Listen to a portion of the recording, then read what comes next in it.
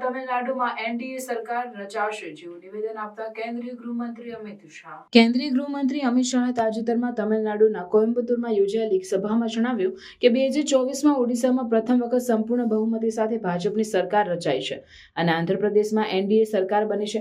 તેમણે ઉમેર્યું કે હરિયાણા, મહારાષ્ટ્ર અને દિલ્હી જેવા રાજ્યોમાં જીતથી જનતા અમારી પર વિશ્વાસ વ્યક્ત કરી રહી છે. 2025ની શરૂઆત દિલ્હીમાં જીત સાથે થઈ છે અને 2026ના અંતે તમિલનાડુમાં એનડીએ સરકાર રચાશે. અમિત શાહે તમિલ ભાષા, સંસ્કૃતિ અને રાજ્ય માટે પ્રધાનમંત્રી નરેન્દ્ર મોદીના પ્રયાસોના વખાણ કર્યા. તેમણે જણાવ્યું કે પ્રધાનમંત્રી મોદીએ તમામ રાજ્યોમાં સ્વસ્થ સ્પર્ધાની શરૂઆત કરી છે. તમિલ ભાષા, તમિલ સંસ્કૃતિ અને તમિલનાડુ માટે મોદીએ સૌથી વધુ કાર્ય કર્યું છે. તેમણે તમિલનાડુની ડીએમકે સરકાર પર આક્રમક પ્રહાર કરતા કહ્યું કે તમિલનાડુની ડીએમકે સરકાર ભ્રષ્ટાચાર અને દેશ વિરોધી પ્રવૃત્તિઓમાં લિપ્ત છે. સમય આવી ગયો છે કે લોકો ડીએમકેને હટાવીને એનડીએ સરકાર સ્થાપિત કરે. અમિત શાહે દક્ષિણ ભારતના રાજ્યોને વિશ્વાસ આપ્યો કે આગામી સીમાંકન પ્રક્રિયા દરમિયાન તેમની લોકસભાની બેઠકોમાં કોઈ ઘટાડો નહીં થાય. તેમણે જણાવ્યું કે મોદીજી દક્ષિણ ભારતના હિતોને ધ્યાનમાં રાખીને સુનિશ્ચિત કરશે કે પ્રત્યેક રાજ્યની બેઠકોમાં કોઈ ઘટાડો ન થાય. 2024 में ही पहली बार हम ओडिशा के अंदर पूर्ण बहुमत की भारतीय जनता पार्टी की सरकार बनाए हैं.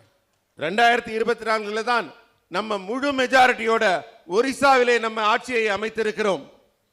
बहुत समय के बाद आंध्र प्रदेश में भी एनडीए की सरकार बनी है. நீண்ட காலத்திற்கு பிறகு ஆந்திர பிரதேசத்திலும் நம்முடைய என்டிஏ கூட்டணி ஆட்சி அமைந்திருக்கிறது. हरियाणा, मुंबई, महाराष्ट्र और दिल्ली, ये तीनों विजय की हैट्रिक ने देश की जनता का भरोसा भाजपा पर है वो साबित किया है. தற்போது நடைபெற்று முடிந்த தேர்தலில் பார்த்தீங்கன்னா ஹரியானாவாகட்டும், மகாராஷ்டிராவாகட்டும், சமீபத்தில் முடிந்த தில்லி ஆகட்டும், இந்த மூன்றிலையும் ஹேட்ரிக் வெற்றி பெற்று மக்களின் நன்னம்பிக்கையை பெற்ற ஒரே கட்சி பாஜக என்பதை மீண்டும் மீண்டும் நிரூபித்துள்ளது.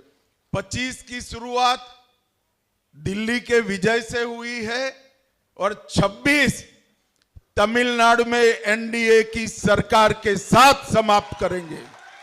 25ஆம் ஆண்டின் தொடக்கம் தில்லி வெற்றியோடு தான் தொடங்குது.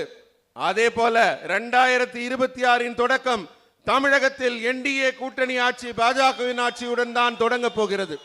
मैं तमिलनाडु भर के भारतीय जनता पार्टी के कार्यकर्ताओं का आह्वान करने आया हूं. समय आ गया है तमिलनाडु में डीएमके की ये देश विरोधी और भ्रष्टाचारी सरकार को समाप्त करने का. இங்கே கூடியிருக்கிற அத்தனை பாஜக தொண்டர்கள் மட்டுமல்ல, தமிழ்நாட்டில் உள்ள அத்தனை தொண்டர்களுக்கும் நான் சொல்லிக் கொள்ளும் கருத்து என்னவென்றால், நேரம் வந்துவிட்டது. திமுகவின் தேச விரோத ஆட்சி, மக்கள் விரோத ஆட்சியை முடிவுக்கு கொண்டு வரும் காலம் நெருங்கிவிட்டது. सभी लोग नए उत्साह के साथ लवरेज होकर, पैरों में गति लाकर तमिलनाडु के अंदर एनडीए की सरकार बनाने के लिए अपनी कमर कस ले. 26 में तमिलनाडु में एनडीए की सरकार बनने जा रही है. எல்லாருக்கும் நான் தெரிவித்துக் கொள்ளும் கருத்து என்னவென்றால், நீங்க அத்தனை பேரும் உற்சாகத்துடன், புத்துணர்ச்சியுடன் உங்க உடலுக்கு மேலும் வலு சேர்த்து உங்க காலை உறுதியா எடுத்து வைங்க. 2026இல் அறுதியிட்டு கூறுகிறேன், நம்முடைய என்டிஏ ஆட்சி தமிழகத்தில் உருவாக போவது உறுதி உறுதி உறுதி. और मित्रों, तमिलनाडु के अंदर नई बनने वाली सरकार एक नए युग की शुरुआत करेगी. தமிழ்நாட்டில் உருவாக போற நம்முடைய என்டிஏ ஆட்சி இருக்கிறதே, அது சாதாரண ஆட்சியாக இருக்காது. ஒரு புதிய முன் உதாரணத்தை, ஒரு புதிய யுகத்தை உருவாக்கும் ஆட்சியாக இருக்கும். तमिलनाडु के अंदर भाई भतीजावाद की ये दुकान समाप्त हो जाएगी. இங்க வகுப்புவாதம், பிரிவினைவாதம் என்ற சிந்தனை எல்லாம் ஒரு முடிவுக்கு கொண்டு வரப்படும். तमिलनाडु के अंदर करप्शन का हमेशा के लिए अंत होगा. தமிழ்நாட்டில் புரையோடி கொண்டிருக்கும் ஊழல் முற்றிலுமாக ஒழிக்கப்படும். और तमिलनाडु से देश विरोधी गतिविधियों को हम मूल समेत उखाड़ कर फेंक देंगे. தமிழ்நாட்டில் வேரூன்றி இருக்கிற தேச விரோத சக்தி, தேசியத்துக்கு எதிரான சிந்தனைகள் எல்லாம் வேரோடு பிடுங்கி எறியப்படும். और तमिलनाडु के अंदर तमिलनाडु के विकास से भारत के विकास का नए सूत्र का सूत्रपात होने वाला है. தமிழ்நாட்டில் உருவாகக்கூடிய நம்ம ஆட்சியில புதிய எண்ணங்கள் மட்டுமல்ல, புதிய திட்டங்கள், புதிய சிந்தனைகள், புதிய எழுச்சி உருவாகக்கூடிய ஆட்சியாக உருவாக போகிற நம்முடைய ஆட்சி அமைந்திருக்கும். नरेंद्र मोदी जी ने सभी राज्यों के बीच में एक स्वस्थ स्पर्धा की शुरुआत की है.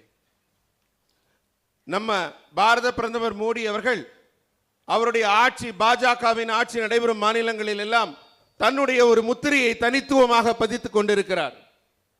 नरेंद्र मोदी जी ने तमिल भाषा, तमिल संस्कृति और तमिलनाडु इसके सम्मान के लिए आजादी के बाद अगर सबसे ज्यादा किसी ने काम किया है तो हमारे प्रिय नेता नरेंद्र मोदी ने किया.